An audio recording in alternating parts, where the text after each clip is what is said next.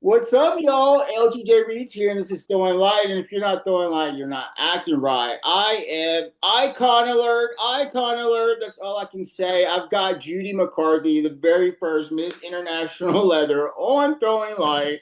This is this is happening. So this is going to be I don't think I've gotten nervous before. So here we go.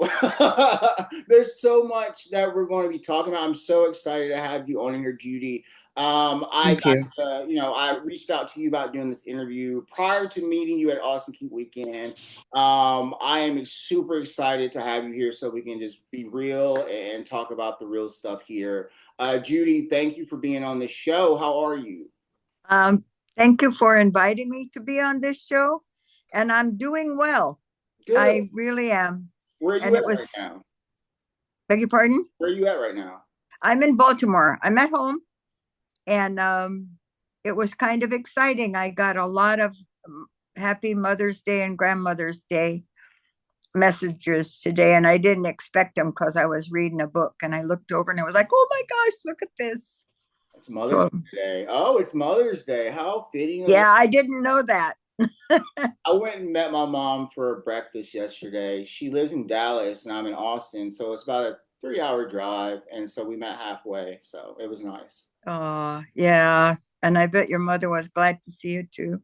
Yeah, yeah, we caught up. She's doing well. My family's doing well. I hope they continue to keep doing well. Adjusting to things. We talked a lot about. I have student loans, so I'm getting ready to have to focus on getting used to paying all of that. I don't understand Yeah. how you can accumulate so much student debt as I have, but still, like the fact that it's cost to even get education the way it does. It's just, Right.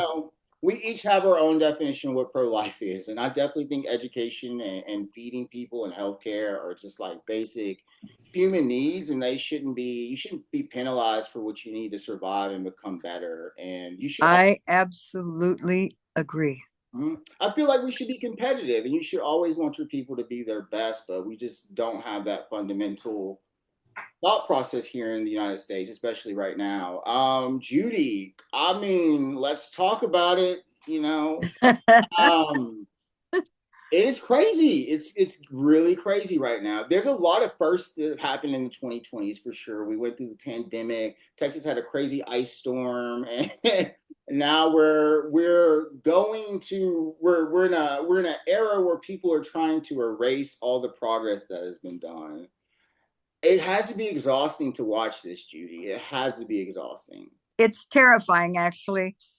I was talking to a couple of women that I've known for many, many years. A lot of us aren't around anymore, but I'm really angry in some ways. And this is throwing light, but you know, I can't help being angry because I began a fight for survival when I was 15. I lived on the streets. I was in residential girls' school. I'm a native kid. I was in a residential Catholic school, not as bad as the ones that we've been reading about recently. It had its bad parts, but they were too visible. So, but having to start this fight over again, it feels like we're having to start from scratch again. And I'm having difficulty like everybody else, or at least everyone I know, is understanding why so many of this country don't believe that we deserve basic human rights. And it shouldn't matter your age, your color, your educational background. You should have basic human rights. So I wasn't, I've marched in more marches than I can count. I've spoken before 500,000 people from the steps of the Capitol many years ago. Um, I've anyhow, I've been fighting most of my life. Um, and I'm not going to, I don't, and I'm not saying that in a negative way, because I believe that if we care about something, we have to stand up for it. And in our vernacular, that's fighting, because it is. It's standing your ground. And so this is really painful to watch it again. And um, a lot of the people I know that I marched with don't exist anymore in this planet. You know, they're ancestors now. And I say, can you help us down here, please? We need a little help here. Our ancestors are among us. They always are. Um, and I believe asking for help is what we have to do. But we also have to help ourselves. Um, my children, I have pictures. I've been showing a few of my old pictures. I ran into an old scrapbook of mine from Portland, but it even goes back further than that. In that scrapbook, I have pictures of me when I first started college. I have pictures of my children at marches and all dressed in white because we were fighting for the rights of women. I actually worked with one of my good friends when I was in college. Her name was Carol Warrington.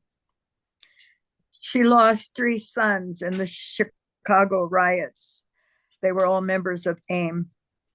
They were killed by law enforcement, but she was still with us when we were trying to help found or get founded the National Indian Education Association.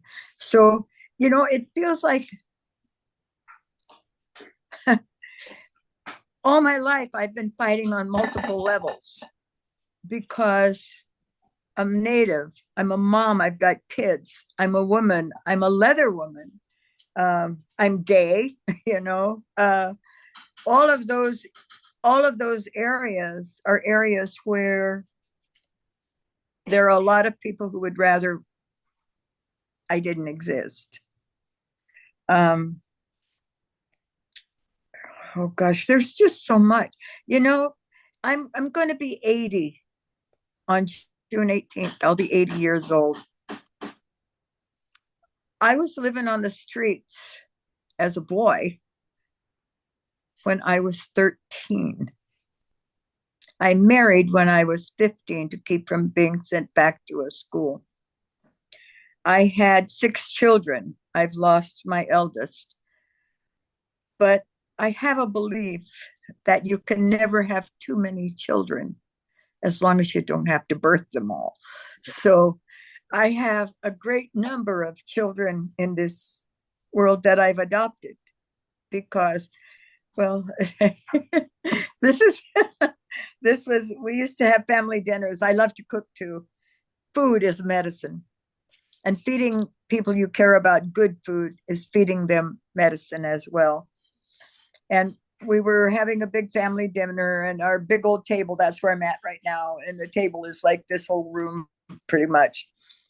And a lot of my adopted kids were here, and one of my friends, who I always called my sunshine, because she was, you know, those people who you look at and they always shine, they have this glow about them and they draw you to them.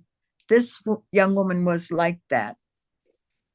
And we were talking, and I said something about this kid or that kid, and she said, well, I want to be your daughter. I said, okay, you're my daughter. It's that easy. Now you're my daughter.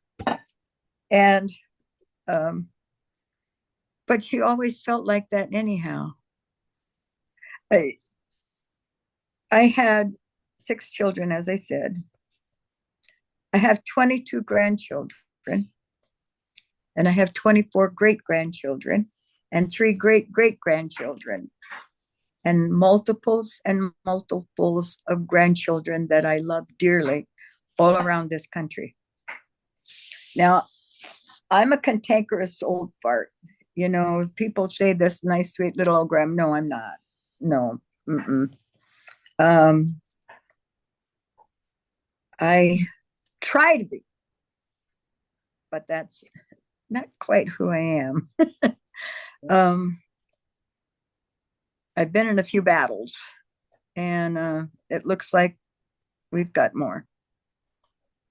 Um, I can say that my life changed considerably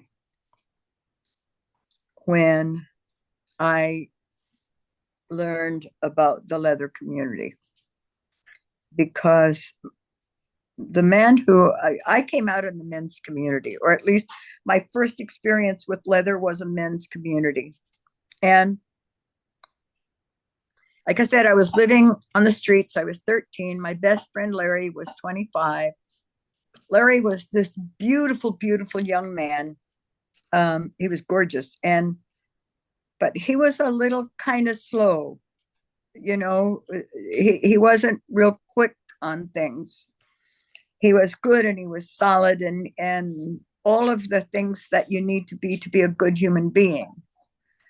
But I was the quick one. So we used to tease, and he would say, I'm the brawn, you're the brains. And we lived behind the dumpster at the Westward Ho Hotel and in Phoenix. And that was I used to say it's because they had the best food. Kind of that's true. Uh, when the people inside learned that we were out there, they would, the people who worked there would put food out for us without putting it in the dumpster. So, but anyhow, a very kind, pretty hot Leatherman fell in love with my friend Larry. It was supposed to be a setup. It was supposed to be a joke. The street kids were setting him up to meet me because he liked young boys who were old enough to know who they were. And I was passing for 19. I told everybody I was 19. That way they didn't grab me and put me in jail or anything or send me back to school. And with young boys, you can't really tell. So it was kind of cool. Anyhow, they were setting me up to meet this man.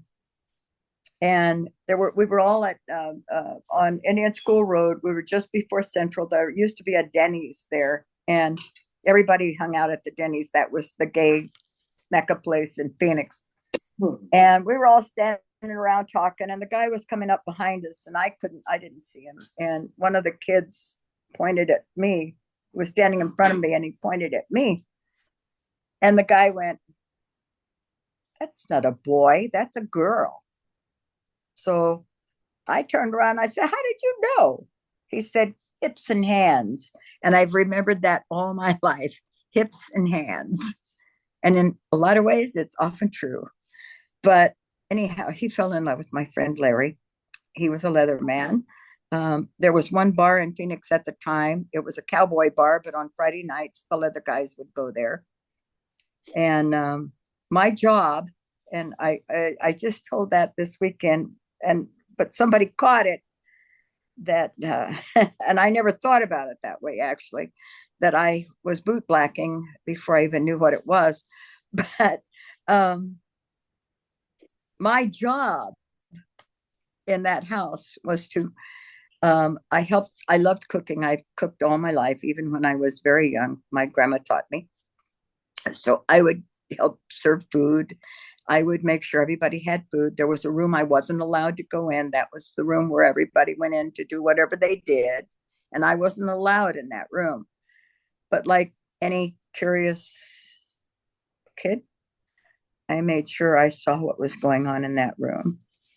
Some of it I was like, "Oh my," and backed off. And it's like, okay, I'm staying out of that business. But some of it I was like, wow. But anyhow, that was part of my job, was make sure everybody had food and drinks and things were out so they could get them. The other part of my job was polishing the boots and the high heels. I used to say, a long time ago, and I still say it sometimes, like now. Um, I polished more size 13 boots and high heels than I would have ever dreamed of, because that was my job, was to keep them clean and shining.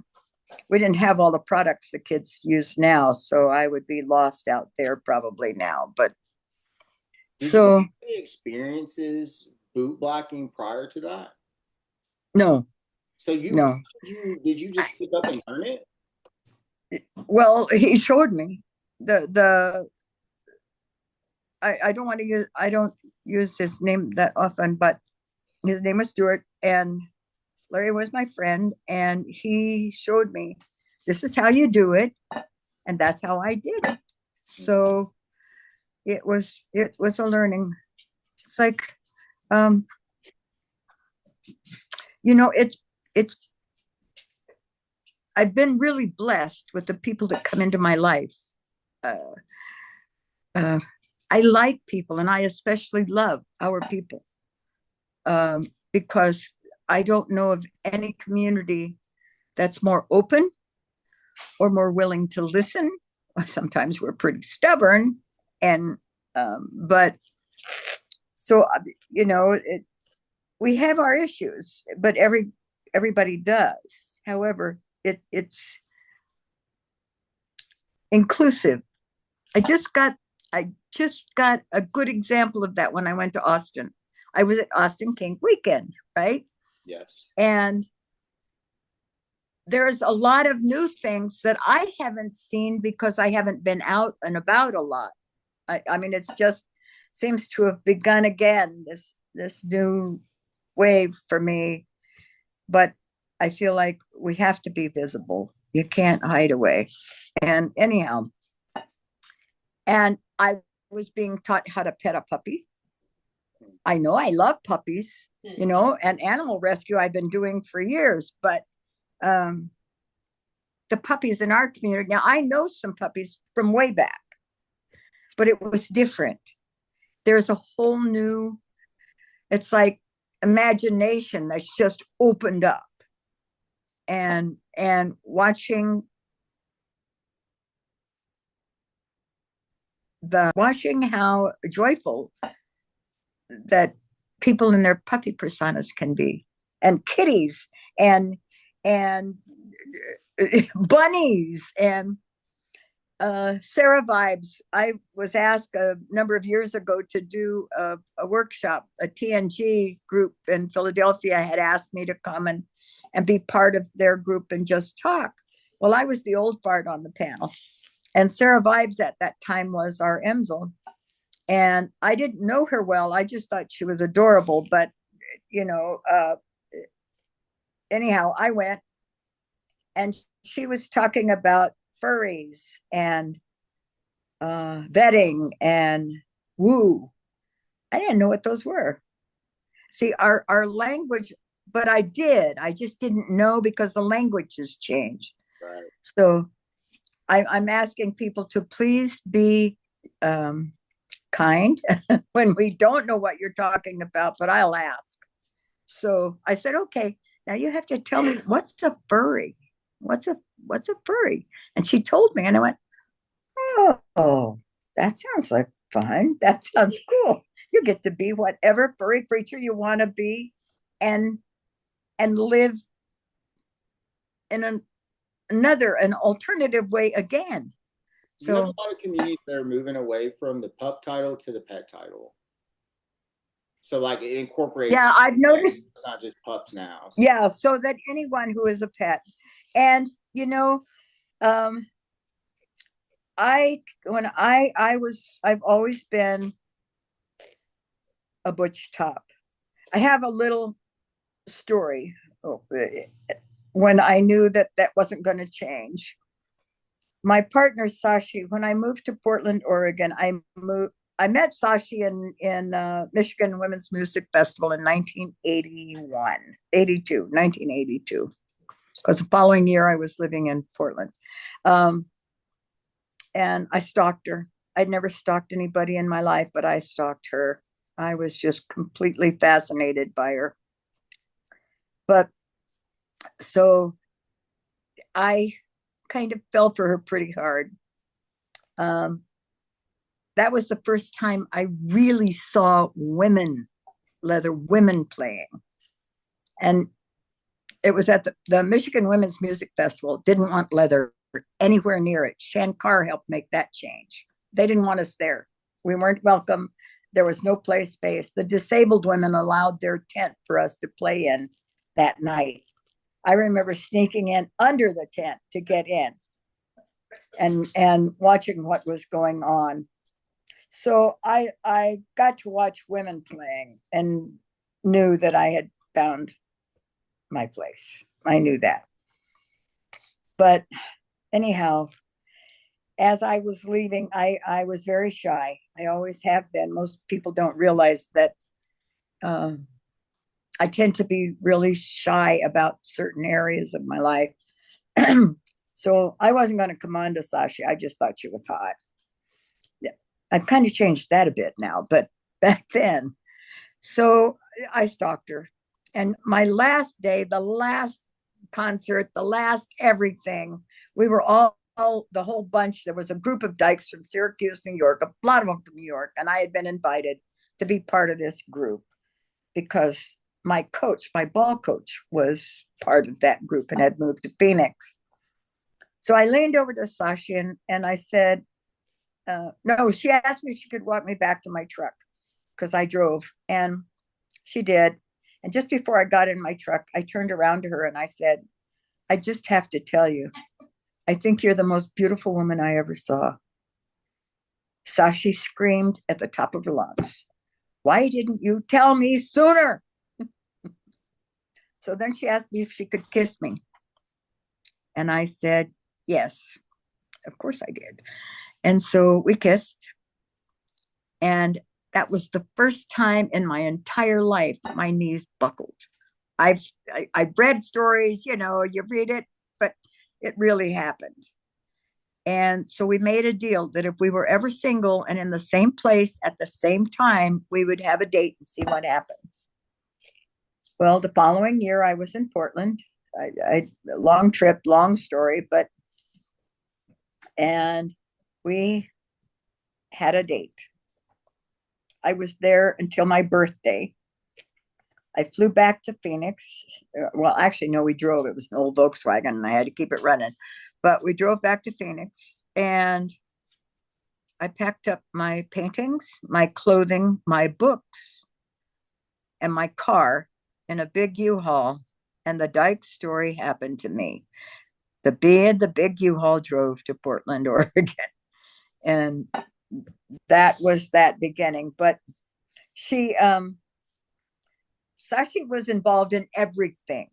She was like the mother of leather in Portland, Oregon, and still recognized as such. She was a pharmacist, a little Jewish dyke from Brooklyn, New York. And I still say dog because of her and Audrey Joseph. but we decided that I knew that I was a top. I knew that. I knew from what I'd seen and what I'd done, that's where I was at. Well, she was a top too. So we decided we were going to try to figure out which one of us, because back then we were more rigid. Our rules were more rigid. And with women, we were just really getting noticed and known as leather. We were sometimes even more rigid than the men's community. And so we decided that we had our night out at the bar. All of everybody's going to go to the bar. And one of us, we're going to take turns bottoming. That was the collar of the chain. And back then, you clip the chain on, clip it to your belt loop, and your bottom would kind of be chained to you as you went. So I agreed to be first. Well, I lost. I got the short straw, so I was first. We got all the way to the bar. Everybody was playing games. We had music, going to dance, la la la la. And by the way, Portland, Oregon is the only place I'd ever lived in my life that I went to the women's bathroom and got my ass pinched. I was stunned. I I've was heard things about Portland. They tell me I was stunned. Oh, Seattle's way. Oh, they would have done more than somebody anyhow. somebody told me that Seattle was for like metro gay men and that Portland was for like butch dykes. That's what somebody told me. Well, the Butch Dykes in Seattle are. We used to have a pretty see because I lived in Seattle too, but the uh I'll finish my story that because I get off. Anyhow, I got there. She asked me to dance. We get up. She unclips it so we can dance. And she clips it back on my collar. We walk back to the table, and the major rule, you never embarrassed your top. You just didn't do it. So we're very quiet sitting at the table, and I lean over to her, and in her ear, I very quietly say to her, "Don't you ever fucking do that to me again." That was it. She said, "Okay, well, that's all done. We're through." She never made it out. When it was her turn, she never got out the door. So we made a rule then that we just brought our bottoms in, and that was it. So it worked, but it was like we were rigid in some ways. Yeah, the we used to be up and down the I-5 corridor. The women's community ran from um, San Francisco. They would come up. Portland was like a hub because we had all kinds of. We had the first state leather title for women. Oregon State Leather is the oldest of the titles for women, and I think, but there were multiple versions of the women's leather community organizations. Chrysalis went to, God, I forgot what the other one went from Chrysalis, but the Defenders of Mithra, and then Portland Power and Trust, and now Bad Girls. But it was the same, pretty much the same grouping of women. Um, but we would go up and down the I-5 corridor. There was San Francisco, Portland, Seattle, Vancouver, Canada. And we ran that. That was where, as Sasha used to say, she'd been up and down I-5 so many times, she felt like a Benoit ball. But it's true, we did run. So I get off, don't I? It's just one thing leads to another. We were also in the midst of the AIDS crisis. So, and the women in the community, we were coming from a place of separatism.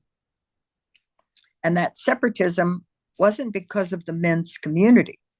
That separatism was because of other women. A good portion of that. I know if we used to have the comments about the Birkenstock dykes or the flannel shirt dykes, because if you didn't fit a certain picture, you weren't a real dyke. Yeah. Well, we were leather dykes, and we were these horrible, abusive. So we hit all of that. What changed that separatism was when, I mean, all of us had men friends, all of us, but we didn't mix with the men's community. And in Portland, there really wasn't a men's leather community. They had the Knights of Malta, and in Portland they were called the Knights of Martha, but because they weren't leather. And a young man who helped start the men's leather organization in Portland, Sasha got cancer. I was there 3 weeks in Portland, and we found out she had ovarian cancer. So the rest of our time together, the next 4.5 years, we were fighting her ovarian cancer. So anybody who wanted to meet and talk to Sasha had to come to our house. We had a giant water bed, and everybody would lay in bed and talk to her. And I would come in from work because I was working a couple of jobs, and we would talk. to whoever wanted to learn. I still hear from a lot of the young dykes, and some of them have transitioned now, but they're still the kids that we helped grow up kind of in the community. However, we all got started trying to raise money for our friends, and it wasn't unusual for us to have a list of people we'd lost every day. So it was a hard time. So it was no time to be separate. You had that had to go. It couldn't. We couldn't do our job and do that.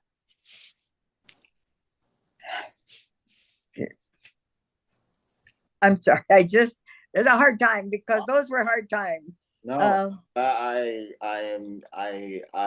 just let you know I'm just honored to have you here talking and sharing your story, and it's just I just want you to know I just have a lot of respect for you as a human being. So Thank you. I But it wasn't just me. I was just one of of a lot.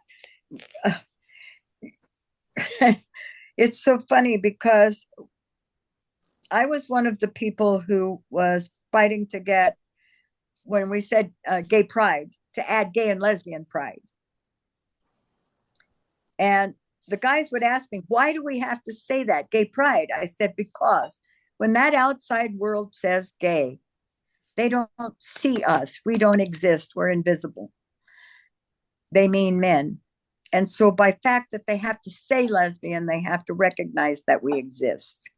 And I feel the same way about adding our trans kids, them to it too. Our trans people need to be recognized. They have to recognize that we exist. So I'm having a little trouble getting organized here tonight. But if IMsL, actually, IMsL was a brilliant step by those women in San Francisco. It was a group of women and a couple of men who, but the idea that they would have IMsL, because we had Oregon State Miss Leather, and we were having a Portland Power and Trust meeting, and the famous statement about Portland Power and Trust being an SM Dyke organization was, Sasha would say, we are not a bank. Because if you say it, it kind of sounds like some, trust or something.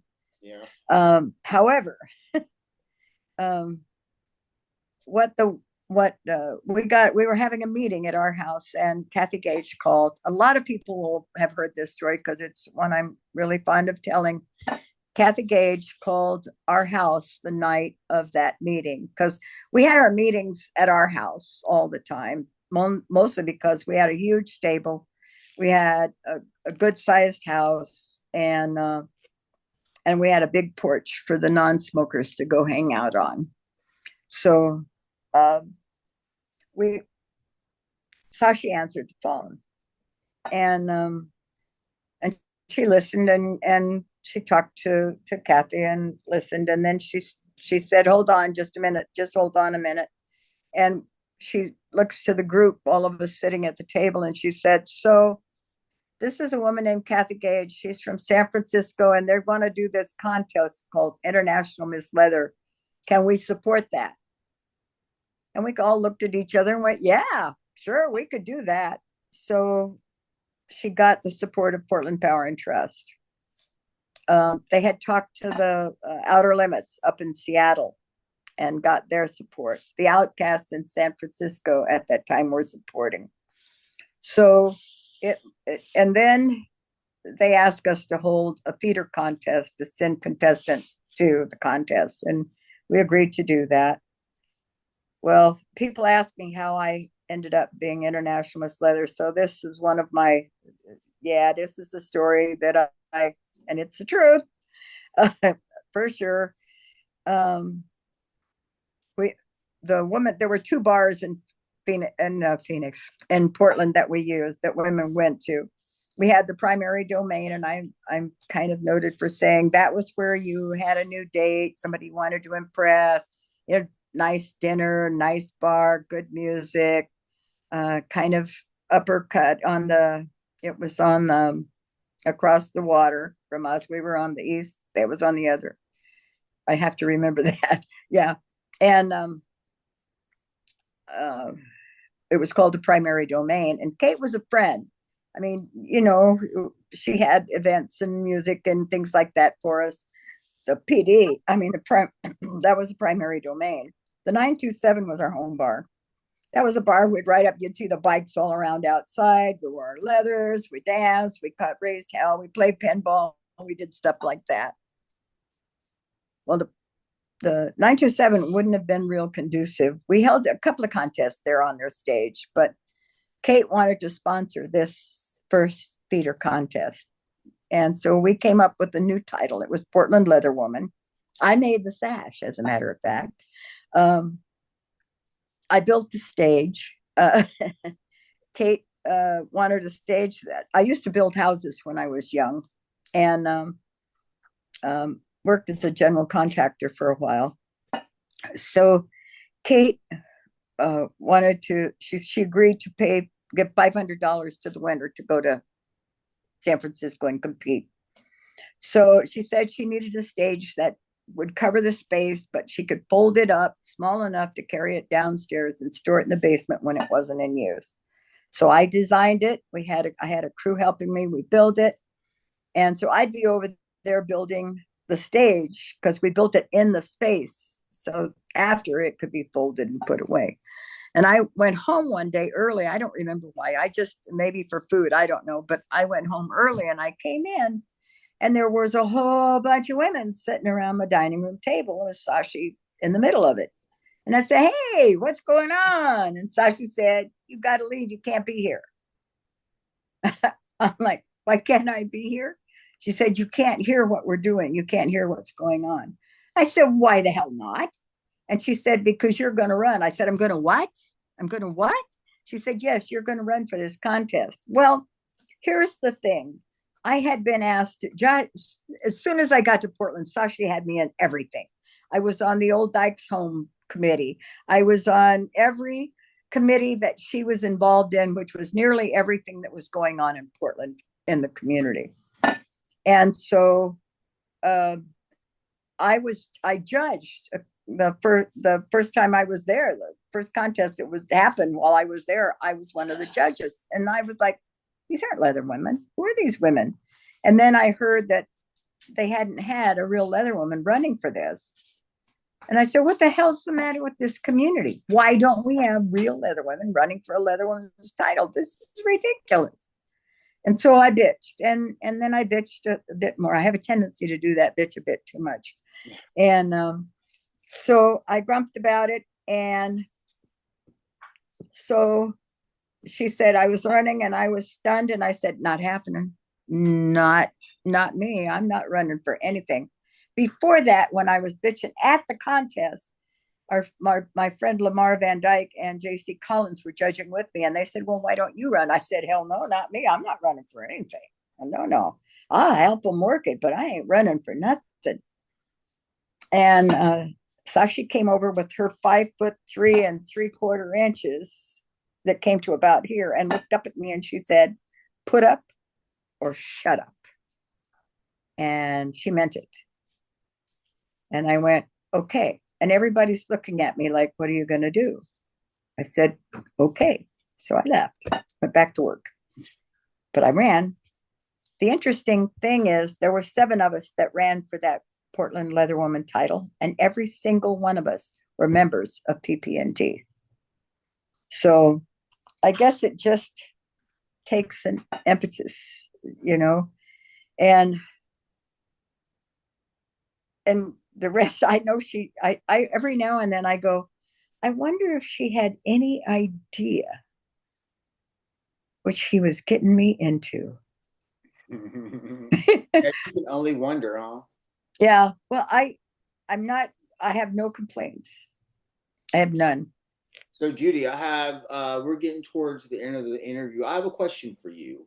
Maybe it's two questions. My first question is, how do you see us moving forward as a community? Like, we've got the whole LGBT without the T and all that stuff, LGBT without the T. We got like a lot of negative factors within our community working against us. How do we move forward?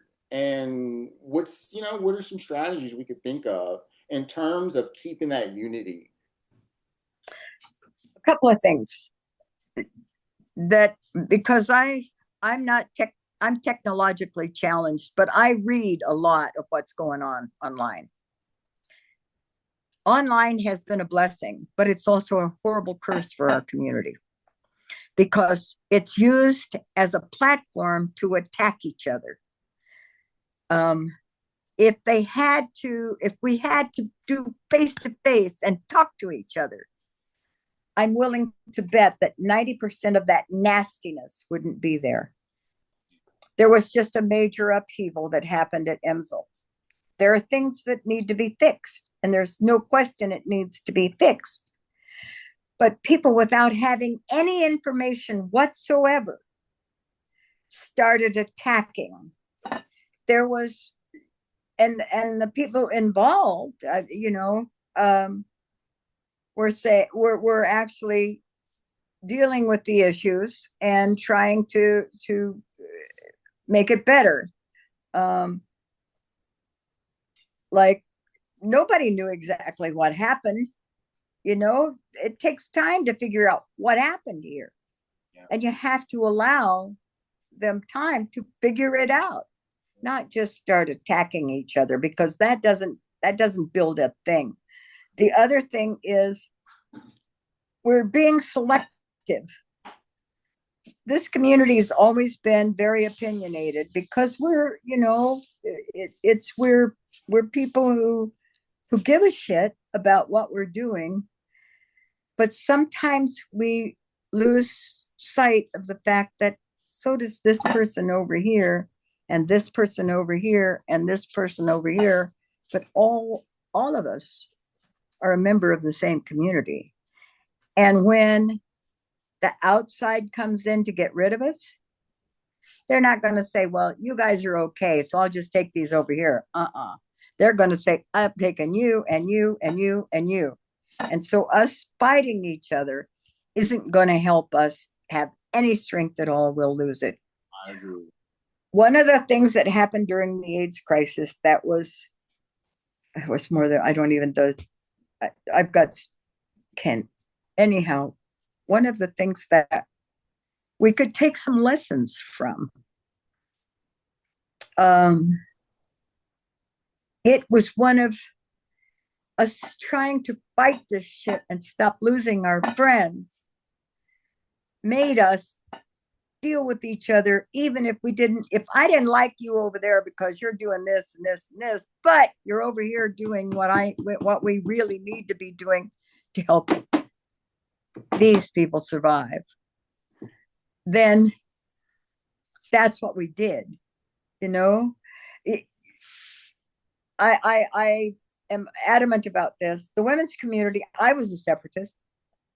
Half the people I knew were separatists. Actually, more than half. But a lot of the men I knew later were also separatists at the same time. So we can't afford that. Yeah. We cannot afford that. Not in this climate. They're going to wipe us out. And they're going to take the most vulnerable of us first, the trans kids. Do you know,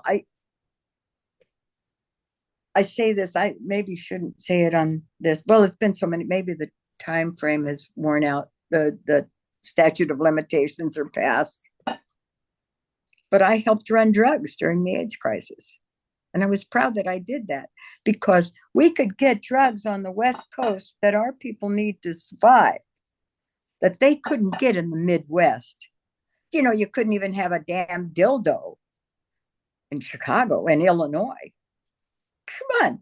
So, but there were so many restrictions that so many of our sick people couldn't get what they needed to survive. So a lot of I knew more than one. I knew quite a few of the title holders, and we didn't have them like we do now. There weren't that many of us. I mean, we didn't oftentimes when they'd have all the current title holders stand on stage, we couldn't even fill the stage. So, it, but we traveled a lot and we were open about our traveling.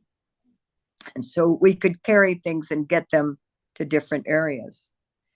I'm afraid that may be something that has to happen again because so many states are not allowing our trans kids to get the drugs they need to survive. There's so much. And the thing is, we have to not, I have a tendency to get depressed and let it affect me. We can't do that. We can't. I tell people IML launched IMsL. Chuck Renslow scared, this is also one of my stories that people have heard, scared the crap out of me when he invited, because it was mandatory. When I won IMsL, my first official appearance as IMsL was to be at IML. And I was thankful that almost everybody involved in creating IMsL were supportive and went to IML with me. Sky Renfro, Shadow Morton, Helen, Kim Wallace, they, and my Sashi. When they got me as IMsL, they got two of us. When Sashi wasn't dealing with chemo and coming back from those horrible chemos, she was traveling with me everywhere I went. We drove, and there was no no funds. There was no travel fund. There wasn't even a thought of it at that point. And I know within our first 4 months of me being IMsL, we spent over $10,000 just traveling, and we drove. I bought a new car. Actually, that's another story we won't go into. That was Sashi. But we had a new car so that we could do this traveling and she could be comfortable on the road trips. But when I went to IML, all of us got there and Chuck met me and he said, Judy, I'm not sure what's going to happen to you here. He said, I've gotten a lot of negative comments from the men. I've gotten phone calls. They don't want women here. They don't want you. They don't want a woman on stage. And actually, I was the first woman to ever be on stage at IML who was not the entertainment. Judy Tenuta was the entertainment that night. So it helped me a lot, I think.